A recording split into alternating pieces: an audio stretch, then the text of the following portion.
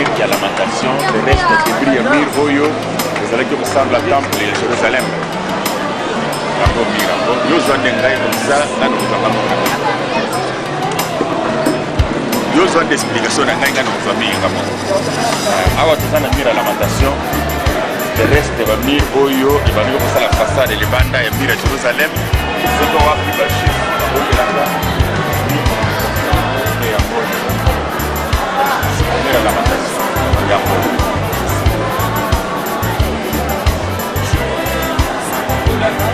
On va faire la mur ya lamentation. Mur yango basila osonyati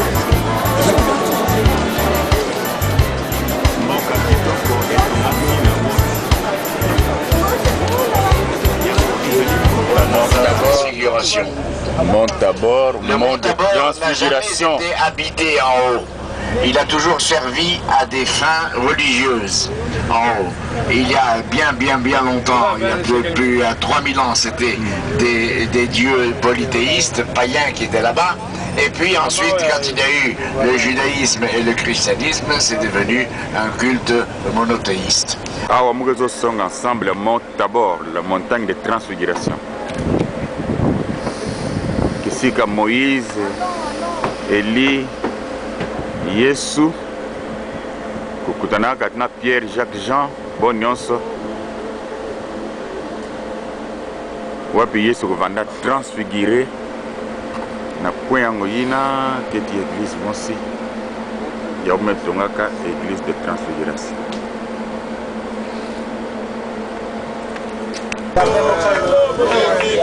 Awa beti na kuluta vallée ya Israël, vallée ya Nabot kovanda ti champ na yandi na table de la kubaka ti Jézabel, vallée des Israël.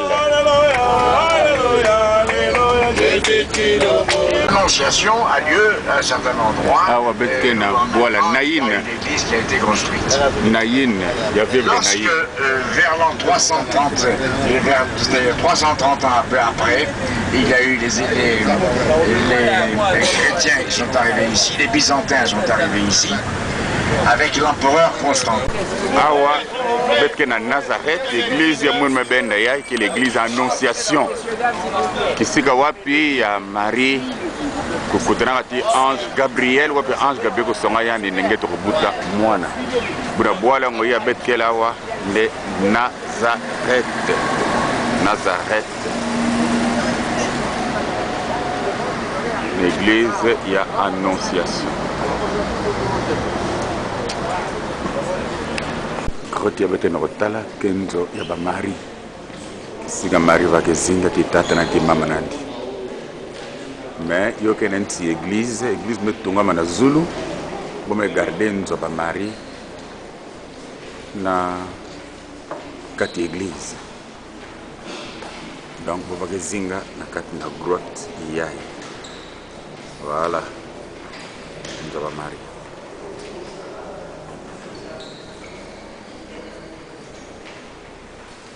La salle qui est claire, beaucoup de gens qui cette église-là.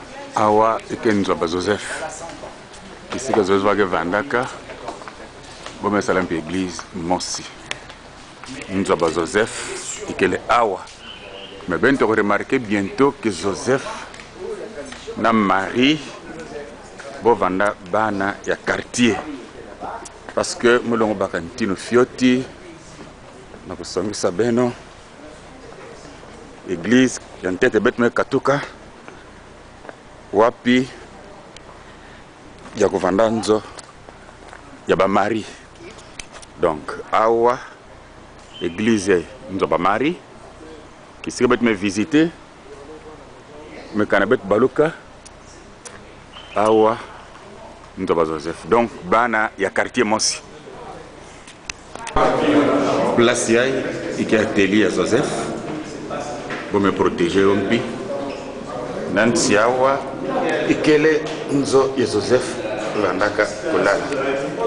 Kati na grotte mosimpi. Nancy kwako.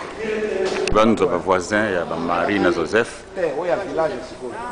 Ah betkene ba grotte ankaka. Le vanaka ma voile moi ça fioti, ya fioti. La fioti. La grotte. Ah, ça c'est le Megiddo. Megiddo. Là où se passera la bataille d'Armageddon selon Apocalypse. Megiddo. Le reste de l'explication, on en aura à l'intérieur. Megiddo. Babylone, Irak, Assyrie, c'est l'Iran. Babylone, Irak. Hein? Oui, Babylone, Assyrie, Iran. Encore une fois, je vous dirai Ngomba Megiddo. La plupart de la guerre, c'est Israël qui est Salam Ngomba. À tel point, comme ils vont détruire 28 fois, nous allons reconstruire 28 fois. Malheureusement, nous attendons Kuma Nazula Ngomba. Mais si quand on peut permettre de beaucoup de talibans, c'est côté Syrie, côté Égypte, partout ailleurs là. Bon, dans mon cas d'Apocalypse, il y a encore une chose là. La dernière guerre, la guerre d'Armageddon. Donc, Salamampi, Nazula Ngomba, il y a l'agent maçonnique. Ngomba, il y a Megiddo. Mais nous avons songi Sadiaka ensemble. Il y a colline qui est plombée. Ngomba Megiddo.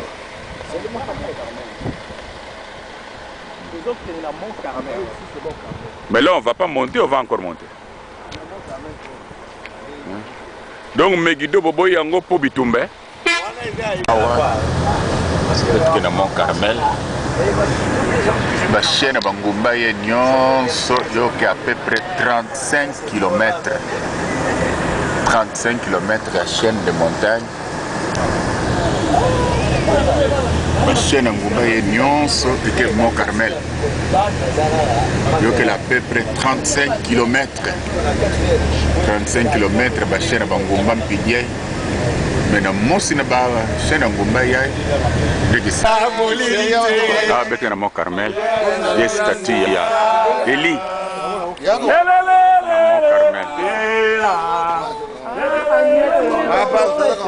Le Mont Carmel. Il y a un prophète Mogo Yabal. Oui, oui.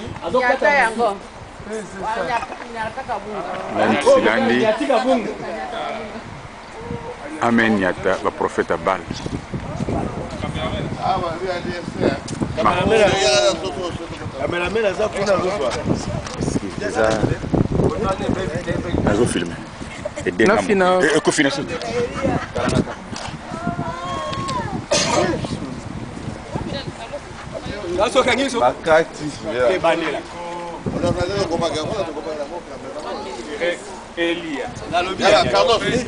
Tala, tosa ndeni. Batu ba pusa na mpanzi. Boto oswango na mobimba nango. Il faut avoir le mpanzi pour ça. Kazi bolongo. Bolongo na tokanga ye na mwasi na ye. D'accord. Pasteur, kitana. Tosa ndeni. Toka mane me faut imba mobimba. Non, baza na ba. Na ibongo ba. Awa, tous ensemble la vallée d'Israël. Vallée la plus fertile. Oui, c'est là que Akab ayoka motema pasi pa lo banana botte apesaye mwandambo pasa la bilanga. C'est la vallée la plus fertile même aujourd'hui dans l'Israël. Vallée ya Israël. Mais ntamuge tubawa mu mosquée na zulu ya Mont Carmel. Awa bekena Césarée maritime. Kambe tarayo yokelo boria Massa. Césarée maritime.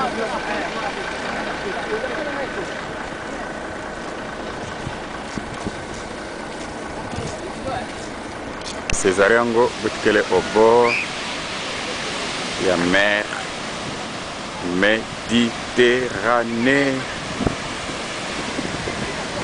Au bord de la mer Méditerranée. Dans moins de l'océan Atlantique. Mer Méditerranée. garçon comme ça. Ok. Ils ont déjà appuyé. Ils ont formé pour finir tout. Ok. Non, mon kega na lobapona na César. Ok. Awa, tozana César de maritime, ville où le roi d'Atondaki. Il a moins allé autour. En fait, tout au long, il y a mer Méditerranée.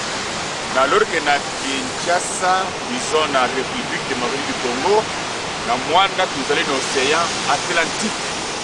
Ndenge mbere zelo kopesa bambonge na yango zeli seulement ndenge salaka na Mwanda. Oh, ils allaient faire grâce à la paix israélienne et de base tout autour, il y a mer. Ok, merci.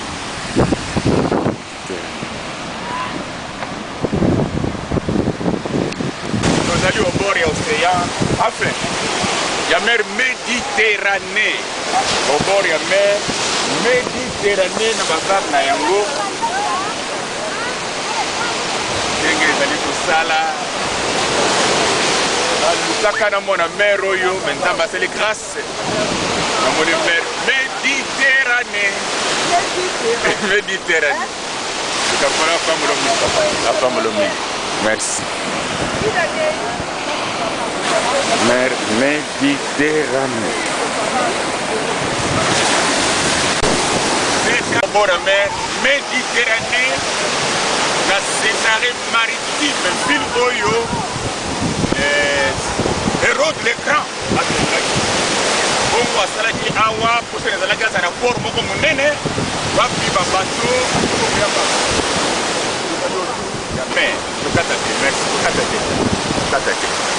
Merci, comme ça nous avons quelques vagues.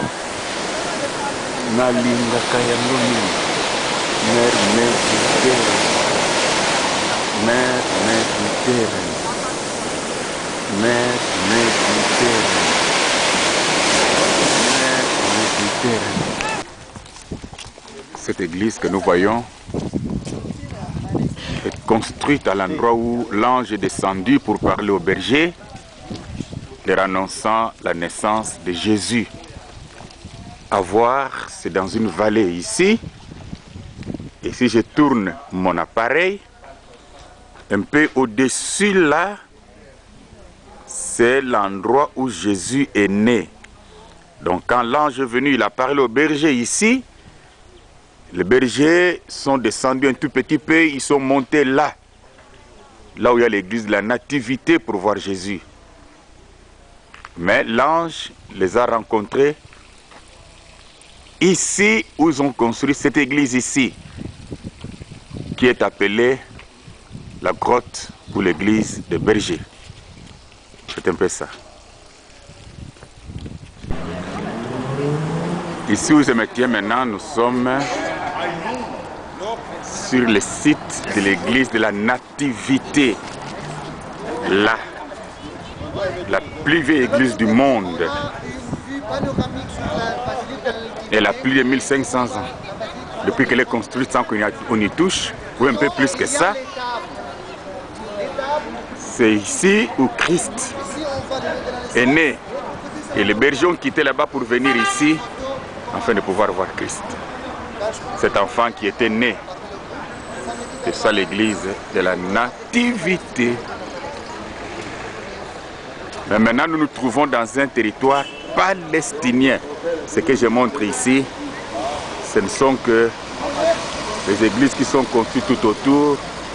À côté d'elle, là, il y a une mosquée. C'est une mosquée là.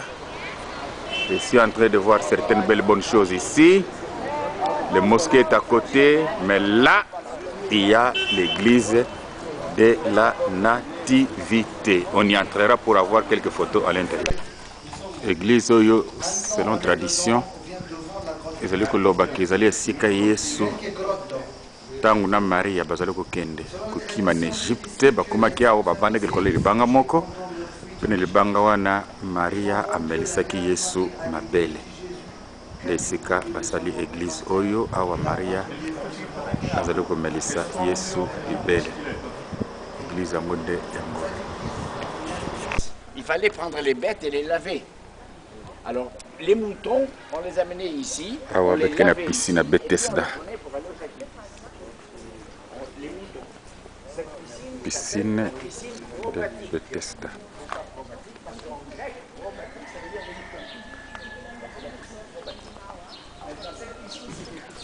Piscine de Bethesda.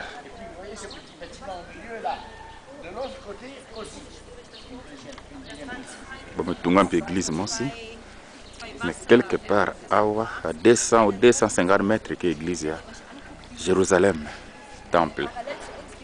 Mais awa plutôt, parce la piscine, il y a Bethesda. Debout la piscine, il y a piscine à Bethesda.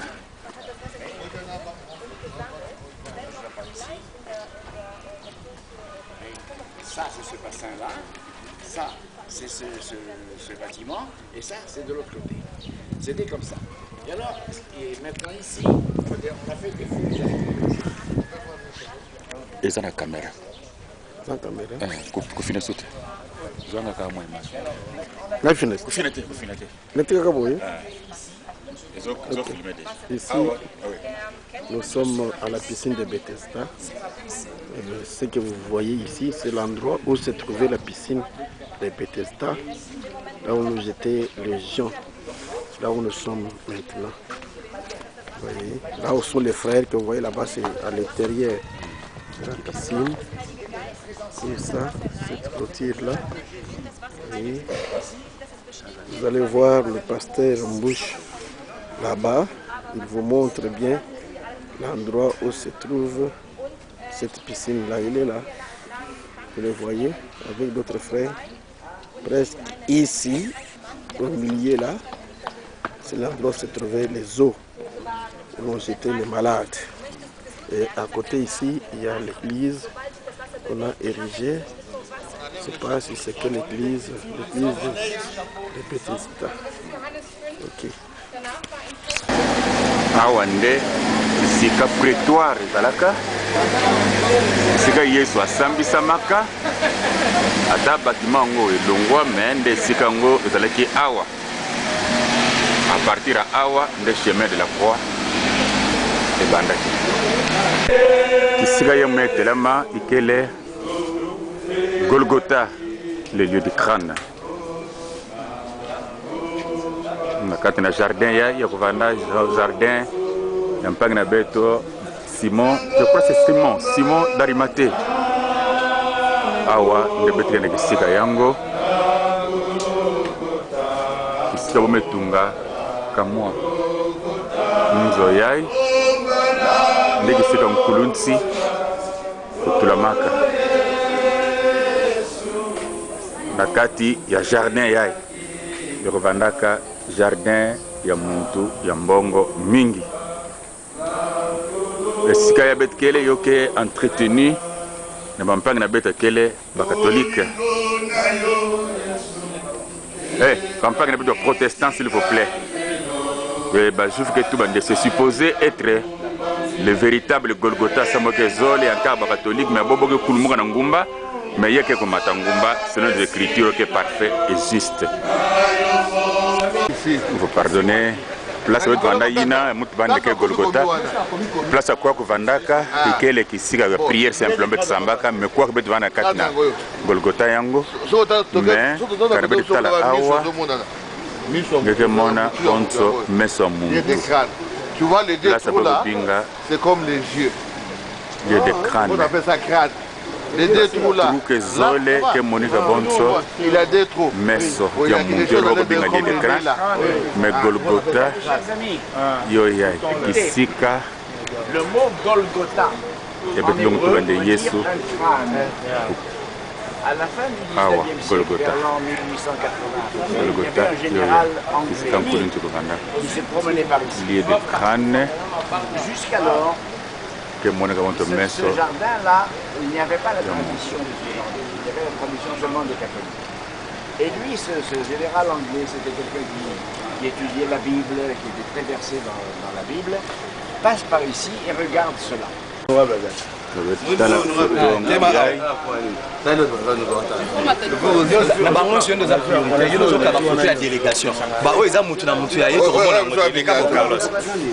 nyondo ezokanga oyo moto nyonso bon longola bato oyo mpe emonana bato ne pas longola fixe na moke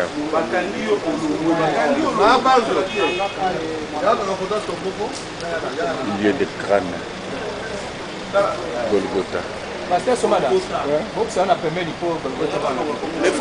Ezara soka ilongina ngai mais eza déjà caméra déjà kofine suti mais otalinga moke opesi po wana o image ezala parfait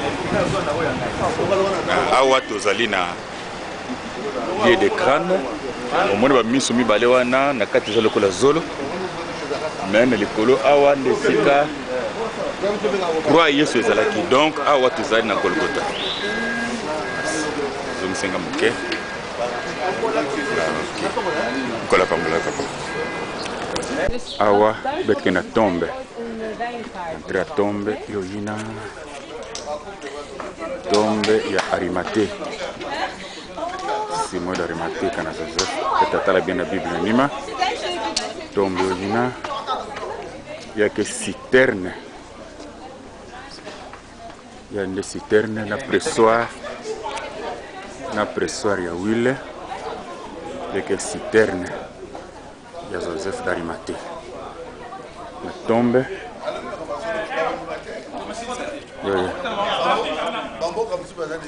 edenga moke eza déjà caméra na filme ngaka kofina soki filme kaka na tombe matamoke wana pardon eza caméra awa eza na tombe sika yesu azalaki tombe oyo bakrezaki na Arimathée tombe oyo ezalaki vierge moto liboso na kote ezalaki nde yesu tuwiti na Golgotha mais awa nde tokomi na tombe. Merci kokata likolo awa bete na vallée à Gênes 40 minutes maximum. Et là-bas, nous pourrons évoquer également, sur notre route, nous pourrons évoquer également ce qui s'est passé à Engedi. Et je vous rappelle que le roi David, le jeune David, avant qu'il ne soit roi, s'est sauvé là-bas pour se poursuivi par Saül. Nous évoquerons cela.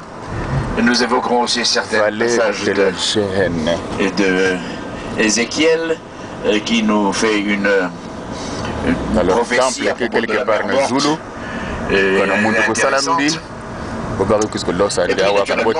la fin de la journée, il y aura le bain dans la mer. Bien, alors nous nous dirigeons maintenant vers la mer Morte. Le désert de Judée avec des arbres plantés par l'homme. 25 minutes. Et la mer Morte, c'est d'abord le point le plus bas de la terre, de Jérusalem 400 mètres au-dessous jusque vers le Jourdain. C'est donc l'endroit le plus bas. Je reprends l'histoire de Masada. Titus a donc conquis Jérusalem. Et quand il a conquis Jérusalem, il est resté encore cette forteresse de Masada, il y avait des Juifs. Alors Masada, comme je vous l'ai dit, c'était une forteresse que Hérode avait construite. Lorsqu'Hérode mourut, ce furent des soldats romains qui investirent là-bas et qui restèrent là-bas pendant tout le temps. En l'an 66, lorsque la révolte a éclaté, un groupe de zélotes, c'est-à-dire de soldats israéliens, enfin juifs de l'époque, sont montés sur Masada et ont conquis Masada très vite. Et ensuite, lorsque Jérusalem a été prise en l'an 70, beaucoup de juifs se sont sauvés partout. Et parmi ceux qui se sont sauvés, ils sont allés également se sauver à Masada même. Ce qui fait qu'à Masada, dans la forteresse de Masada, une fois que Jérusalem a été... Ina ya bête que mon aké mère morte, mère de sel, mais à bête de mata na Zulu ya Masada. Qui c'est héroïsme nene ko salamaka. Tu na Zulu bantinga. Bozan église.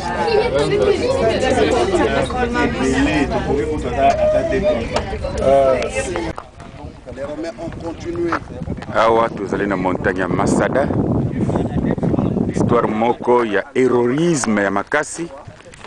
Na se ezali mère morte, la mère de sel. Na ngombo yo na sima ya ba Romain ko kamata Jérusalem na Titus. bamataki na esika oyo po baboma bato oyo awa me bango moko base decidaki balobi na esika bana na biso bazala viole basi bazala viole bana bakende baesclave na kosepela tobomana alors mboka mobimba bamipesi lingwa moto asuka akwei likolo ya epe na ye baromi bamati bakuti ata moto moko te nde plateau to ngomba ya Masada esika mboka ngo ezalaki yango oyo.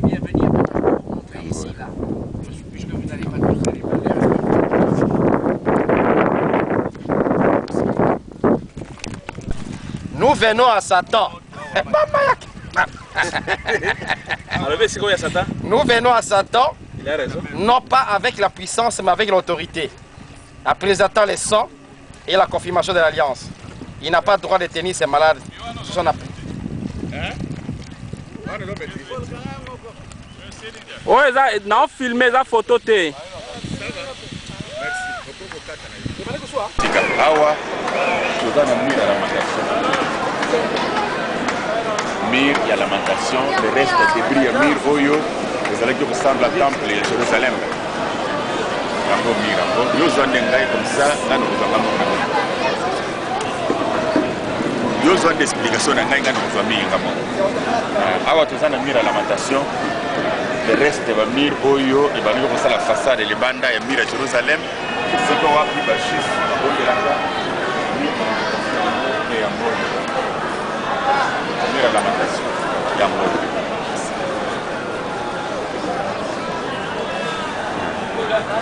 On va faire un mur. Mira la lamentation. Mira monde. Bakisanda mukika. Ok. Osonyati.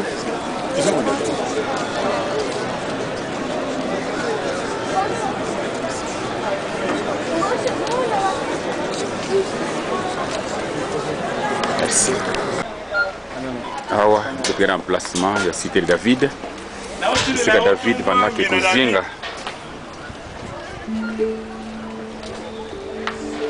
Il y a un emplacement, il y a un roi David. Na basi na ye ebele ndenga za kina bango. Awa, muka na zula balcon, balcon wapi. Talampile moyo ngo baloka en face. Dans la tellement na balcon awa a monaka mama na Salomon pana nkento ya uri mbegusika ya bwa katinkente benzo nandi mevanda systema awa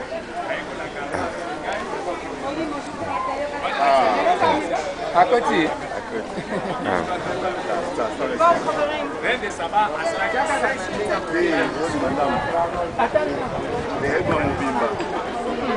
Atandambu urudike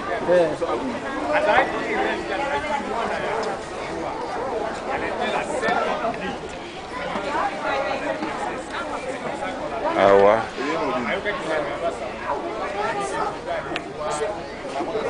Dara na pardon. Ils ont déjà confiné. Ils ont vidéo déjà. Ils ont kotanga karnation na su déjà. Awa nazali na emplacement ya ndako ya roi David. Juste en face. C'est quand Bersheba zalaki. Moi c'est Uri ou aboteki na ye Salomon na Israël. Merci. Là c'est avec quelques prétoires qui sika ya Kaif kusambisaka Yesu avant bokwenda tiyandi na Golgotha kina kuna temple d'Omar na Simu montagne ya mauvais conseiller prétoire yoya awa betkena tomba Lazare Close? Tomba Lazare entrée ya tomba Lazare yoya tombe ya Lazare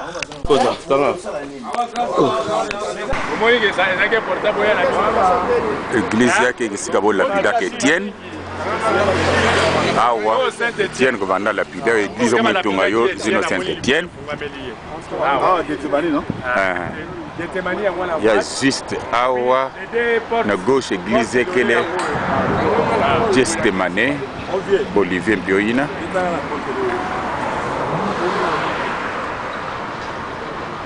ok Thiès-Mané,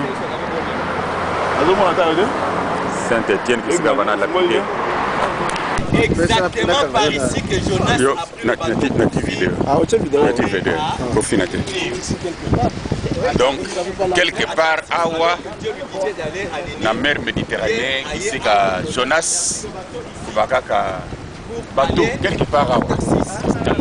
Par ici. D'ailleurs, bête qui était guide, na bête, notre ami Igal.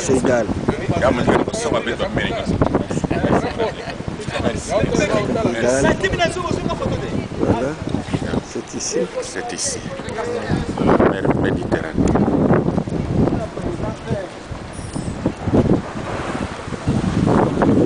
Mouya Barangé, Mou Barante, Mou Mansa.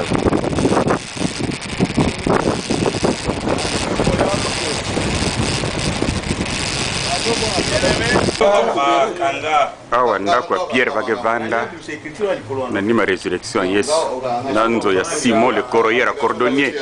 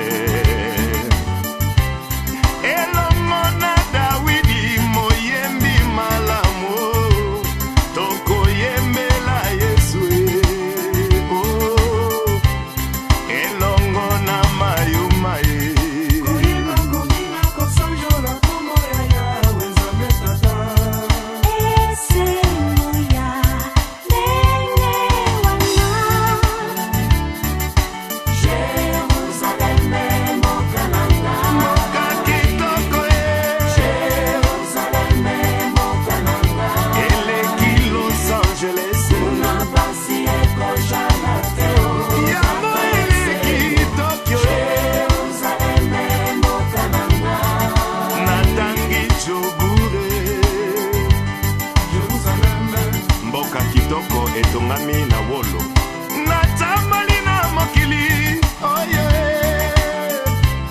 namoni bamboka mingi awe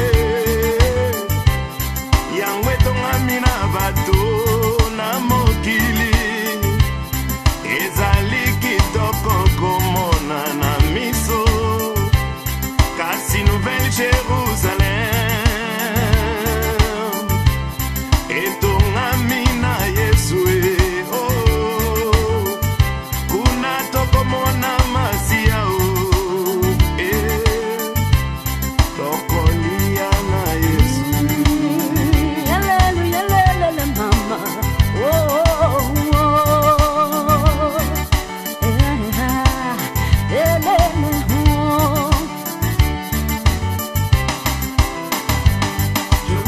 Jerusalem, a joyful place, nice peaceful place. New Jerusalem, a joyful place, nice peaceful place. The walls we gold and precious stones. The walls we gold and precious stones. Jerusalem, a joyful place, nice peaceful place. You Jerusalem, a joyful place, nice peaceful place. Therefore, Lord, I Jesus Christ. Therefore, Lord, I Jesus Christ.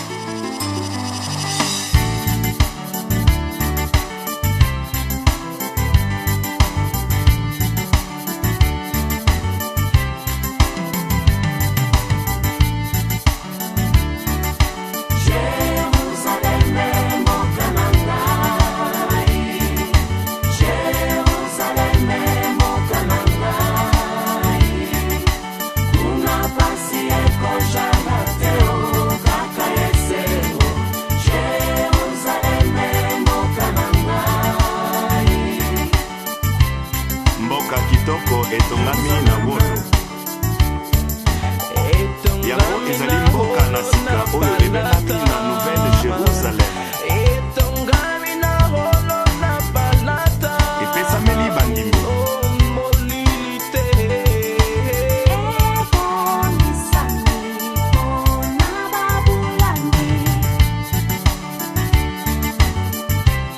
ebongisami mpo na nga na yo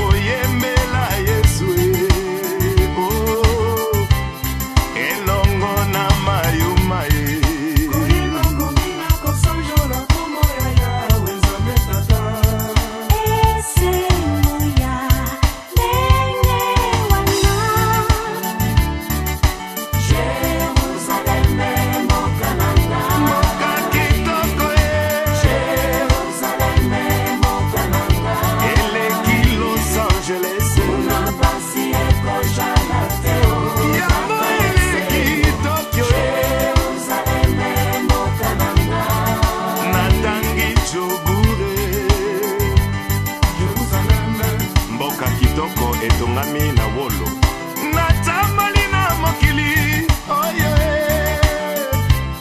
namoni bamboka mingi awe yango etongami na bato na mokili ezali kitoko komona na miso kasi Nouvelle Jérusalem etongami na Yesu kuna tokomona masia tokolia na Yesu. Hallelujah, hallelujah, mama.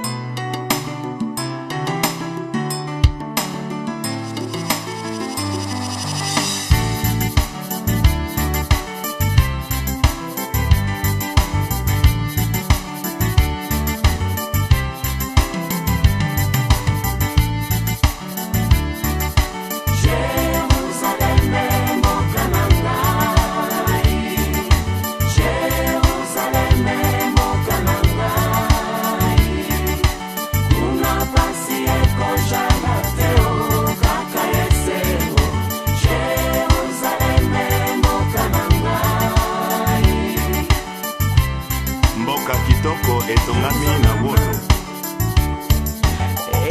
yango ezali mboka na sika oyo ebengami na Nouvelle Jérusalem epesameli bandimi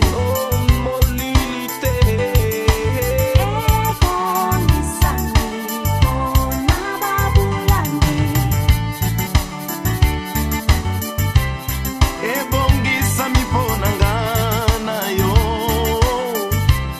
soki olingi kokota ndeko yaka na Yesu Masia tokomona Masia na Jérusalem tokolia na Yesu elongo tokolia na Yesu biso yo kuna na mesa kitoko ya wolo tokomona Masia.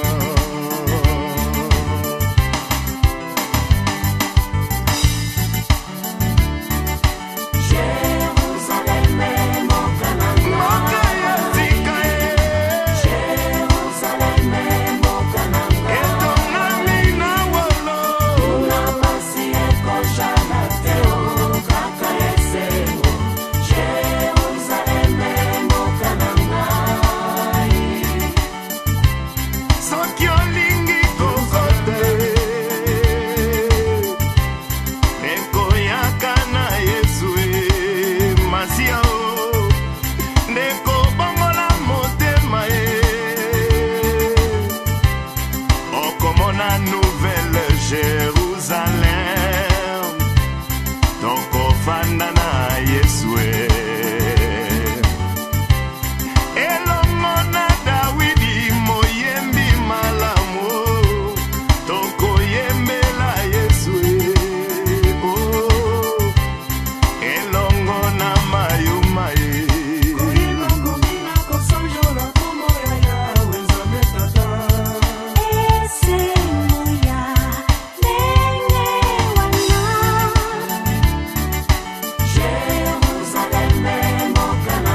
mboka kitoko eleki Los Angeles yango eleki Tokyo natangi Jogure mboka kitoko etongami na wolo natambali na mokili oyo